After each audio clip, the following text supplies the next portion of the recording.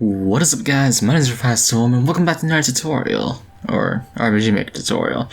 This time we have League of Legends legendary items. Similar to last time, League of Legends items, we're recreating them. I recreated them in a Let's Make It. I made 3 items this time because they're legendary, which means they have a lot stronger effects. And if you see my Let's Make It, which I'm pretty sure would have come out recently before this tutorial, one of the items took 50 minutes. Granted, there's a lot of testing and a lot of other things going on, but one of them took over 50 minutes to make because I just didn't understand something, I guess. Regardless, I have recorded this in basically the same day. Not technically the same day, but a few hours after my Let's Make It, so I am well rested. So, let's begin, shall we? As far as plugins go, our setup is going to be extremely similar to our last one. So we have Buff&States Core, of course, auto passive states, and, well, what was the other one? Auto passive states, Buff&States Core,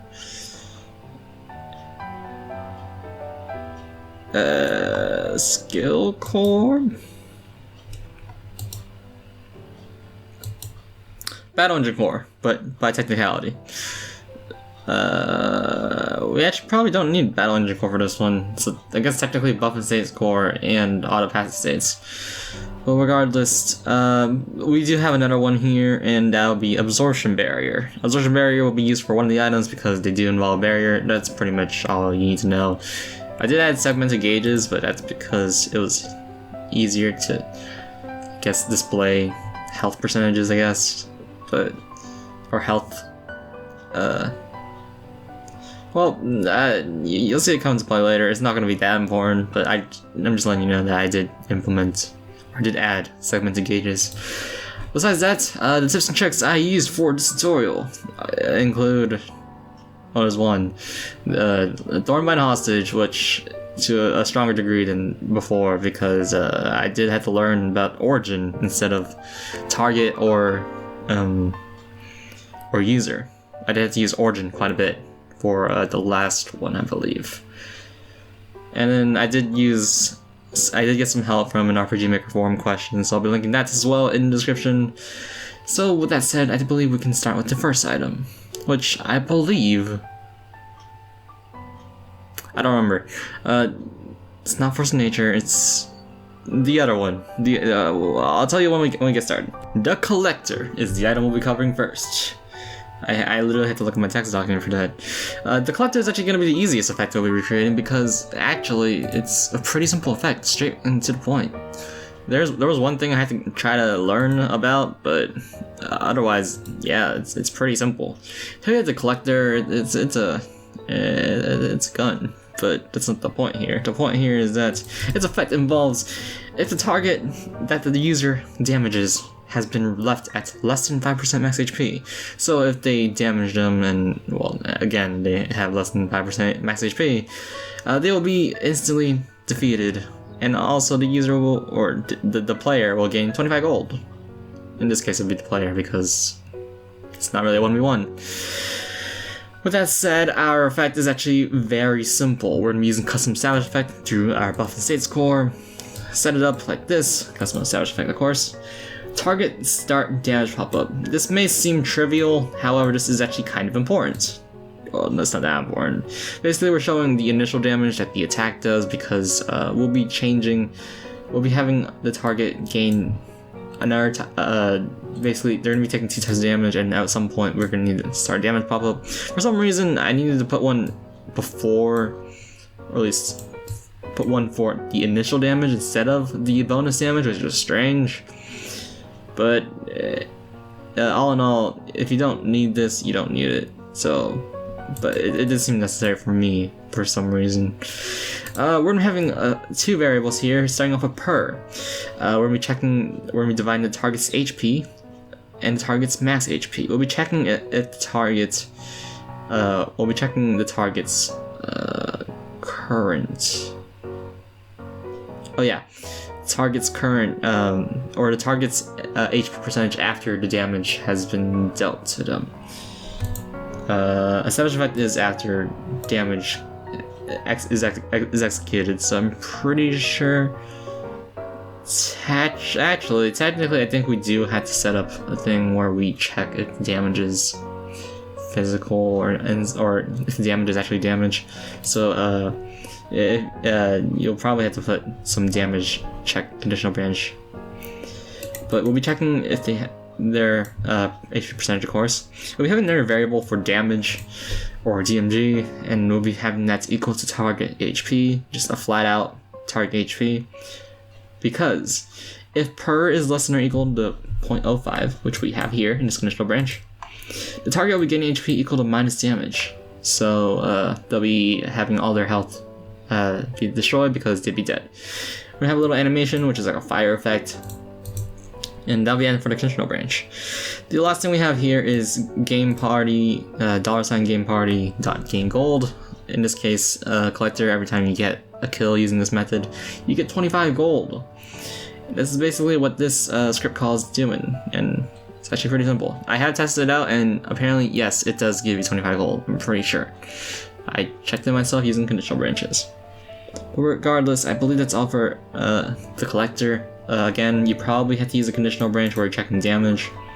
I'll be going over a few ways to do that later, but for some reason it didn't cross my mind that I needed to do that. Because I'm assuming that... I'm not sure if it occurs with a miss, that's all I'm... Wait, no. It shouldn't matter, because since if you had this effect, you won't... You have to be attacking because it's an established effect. It shouldn't matter, but just in case, if it does happen that something goes wrong, you will need to check for damage. And just putting it out there. With that said, let's go to the demonstration for the collector. My stomach kind of hurts right now, but anyways, demonstration time. We have the collector here, and our attacks, just so you know, deal 200 damage, and these peoples have 410. Well, 5% of 400 is 400-ish, 410. 4.1 divided by 2, which is about 2.55. Nope, that's not correct. 4.1 divided by 2. Isn't it just 2.05? Yeah, it's 2.05. 2.05, so they have... Wait. No, 2.05 is... Wait, it's 4.1... No, it's 41. 41 is 1/10.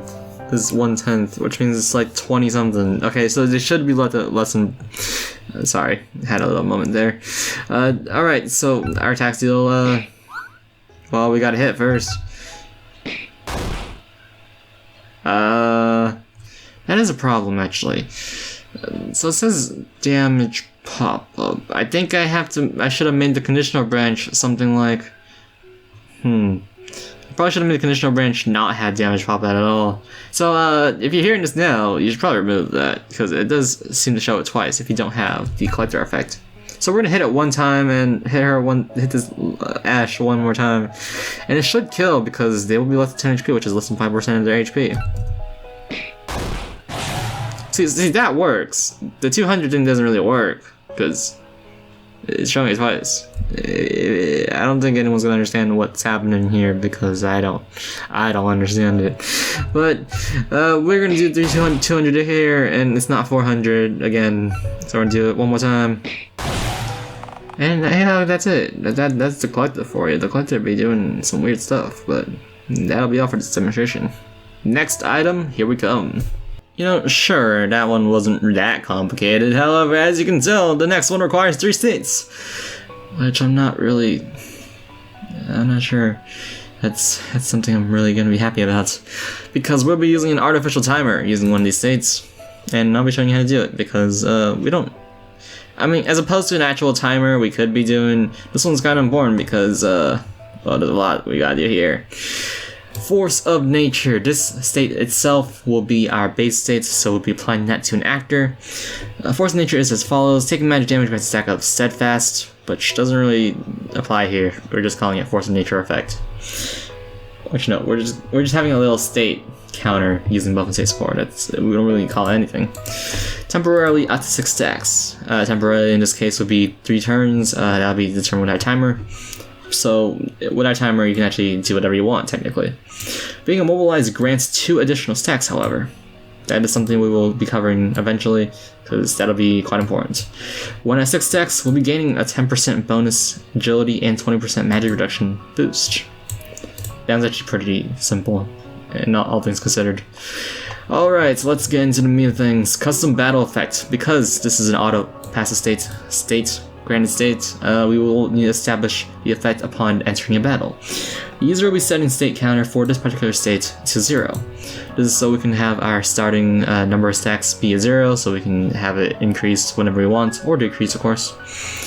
We'll be having the user add state 52. This will be our timer, and we'll be setting that timer to 0 turns, because at the beginning you will not need a timer. You'll only need a timer when you get hit with a magical attack. Custom react effect. If this user happens to be hit by a magical attack, using this script called This Is Magical, and this is an HP effect, and also if the value is greater than 0, because of course that has to be damage. The target, aka the user in this case, because react effect switches things around, so target and user are switched. The target / user, of course, will be setting their state counter of 52 to 3, so we're going to have a 3 countdown on the timer. The target will be also adding state counter of this particular state. We're going to be adding 1 to the state counter, so we have a stack gained. However, if the target happens to reach 6 stacks, they'll be adding state 51 and playing a little animation. That'll be it for the custom react effect. State 51 is basically all of our effects here. Nothing really needs to be done here.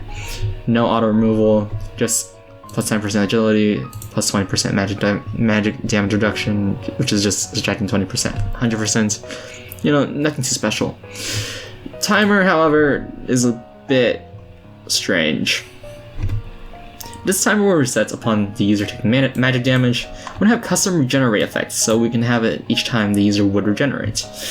If the user's state counter for state ID for this particular state happens to be greater than 0, and if the user state ID happens to be equal to 1. So this one I'll probably explain after, actually, because what we want to go over is here. If the user's state counter for this particular state is 0, and we're setting the state counter of the base state, the one with the stacks, to 0, and also we're removing the state which gives us our effects.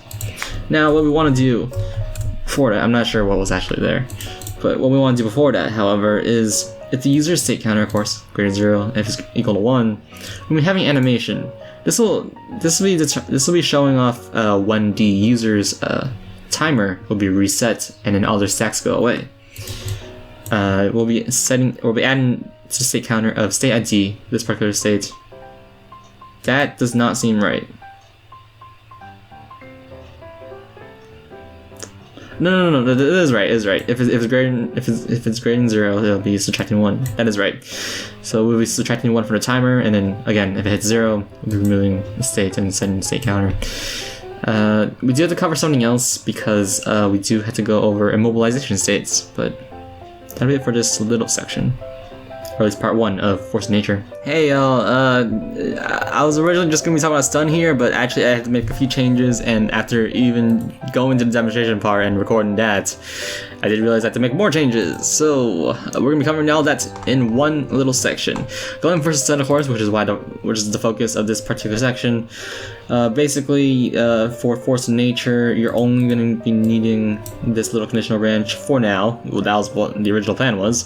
If the user is affected by state 50, which is the Force of Nature effect, the user will be adding 2 to their state counter, which is basically what's happening here. However, there were a few changes I needed to make. For example, this conditional branch, which is similar to the one we had earlier, and I'm realizing now that I need to change this because I realized in the demonstration that it didn't work. We're gonna have this conditional branch, which is similar to before. If the user has a state counter, or we're gonna be getting user state counter for state ID. No, we're not. Okay, we're getting a state counter for 50, 1, 49, 50. 50. It's 50. I'm pretty sure it's 50.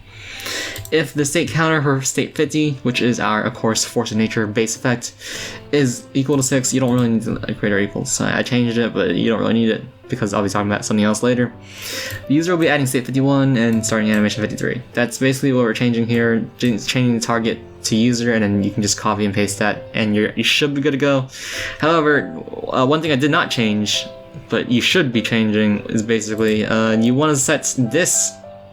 I believe it's this one. You want to set the state ID 50's state counter to be a clamp, so that maxes out at 6 and does not max out, or has actually a maximum limit. In the demonstration, I probably won't be showing that because I'm not showing it here, obviously. But you will need a clamp because that will definitely be helpful in this situation. You don't want to go past 6, otherwise you'll be having a repeat of animations.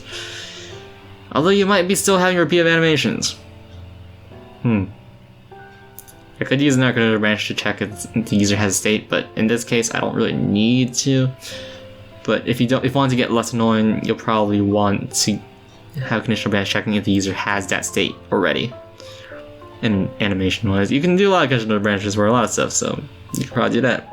I mean, I know you can do that. You can definitely do that if you want to. With that said, let's actually go to the demonstration this time, for once. For some reason, this tutorial and demonstration just want to kick me in the butt because I've been doing a lot of things wrong. Okay, now that I've hopefully got things a little bit more coordinated, which I highly doubt is, but we're here with Force of Nature for like the 5th time already. Force of Nature, of course, starts off with 0 stacks and will increasingly gain 1 stack per magical attack and gain 3 instead if you get immobilized. The enemies here will have a skill called Ignite, which is a magical attack, but will also inflict stun, which is not from the base game because the base game does not have stun. From Ignite, of course, that'd be too OP. That'd be very strange, actually. But in this case, we're using it to demonstrate the state counter. So we're gonna take some hits.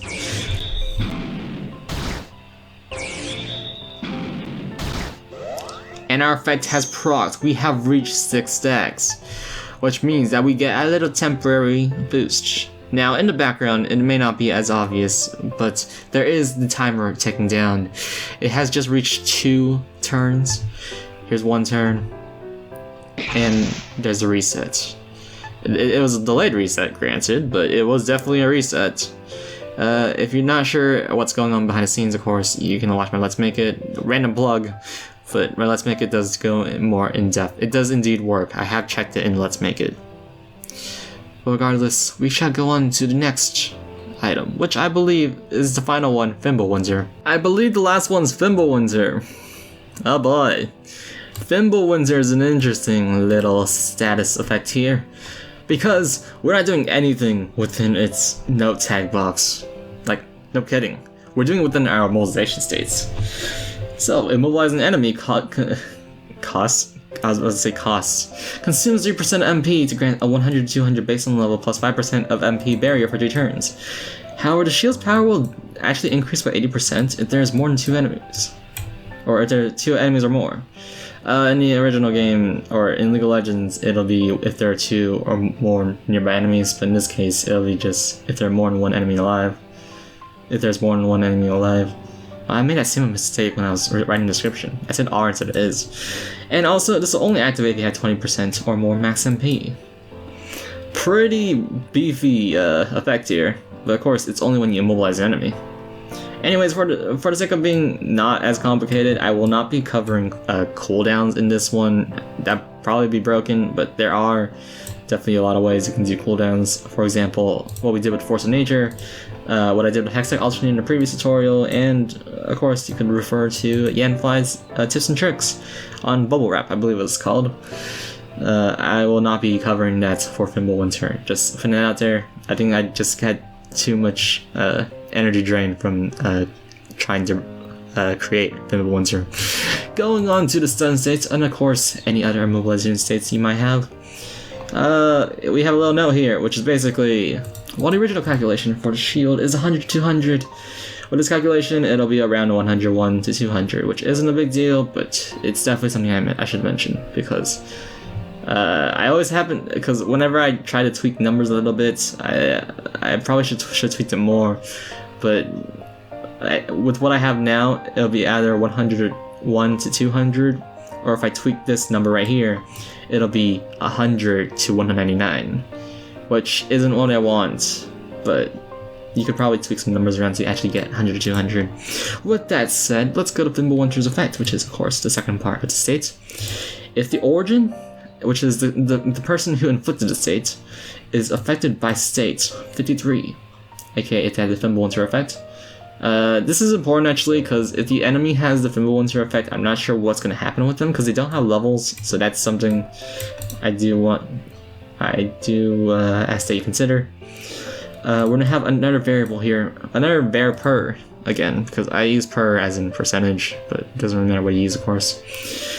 We're going to have it, again, set as an MP divided by maximum MP, but in this case we're using origins as a target.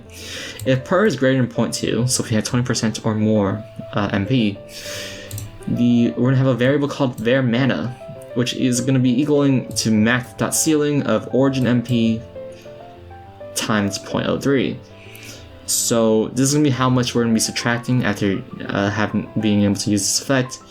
So we're taking 3% and then raising that to the highest or to the next whole number, and the origin will be gaining MP, subtracting equal to negative of mana, so we'll be subtracting MP, of course. We're gonna have a third and final variable here called barrier, and this one's just in general is the beefy one. We're gonna have a giant formula here. Let's start with what we need to first of all go over. Damage formula. 99 plus, origin level first, times 1.02. 1.02 is how much it is between, so 98 levels to grow, right? And then it's 100 to 200 damage, so this difference of 100. I took 100 divided by 98, which is 1.02, 1.0204081632. I know that because it's a very nice pattern. The problem here is, with this, I'm pretty sure it's again 101 to 200. You could probably tweak some things, of course. You could probably make it 1.021, something like that. Something similar to that. This number needs to be tweaked, basically. And or maybe this one can be tweaked. Maybe 98.5. I'm not sure. Basically, this is again 98 levels to grow. You take origin level. So if you're level 1, it'll be 1 times 1.0-ish. So you'll be getting 1 point something. You'll be adding that to 99, and since it's not flat 1, it'll be 1 times 1. So 1 times 1.02 is 1.02. Then you raise that to the next whole number, which is like 2, and you add it to 99, which is like 101. But then we're also going to be taking origin MP times 0.05, because we want to have 5% of current MP and add that to our shield total, because that's how we're going to be doing it. We're going to be putting in one giant formula. So there are a lot of parentheses. Just do note how many parentheses there are, because there are quite a lot of them. Now we're going to have this new little conditional branch here. If game troop dot alive members parentheses length is greater than 1. So using this, you can actually check how many alive enemies there are. We'll be multiplying the barrier times 1.8. So we have barrier equals barrier times 1.8. Very simple. After that, we're going to have the origin dot gain barrier using the absorption barrier and script call equal to barrier, and for 3 turns. 3 turns specifically. It's very temporary barrier. Besides that, the custom apply effect will be, the second part of custom apply effect will be over. And of course, you have to copy this for every single mobilization effect. With that said, we can finally go to the demonstration. If you love math, this one's for you, because we're going to be doing a lot of calculating. Alright, Fimbulwinter, of course, creates a barrier every time you immobilize an enemy. And, well, that barrier just... not much else about it. You create a barrier when you immobilize an enemy. However, as you can see our barrier there, each of these segments are base value from, or base parameter from the plugin, so every 100. We have received a 400 approximate barrier, and that seems more than usual, because it is.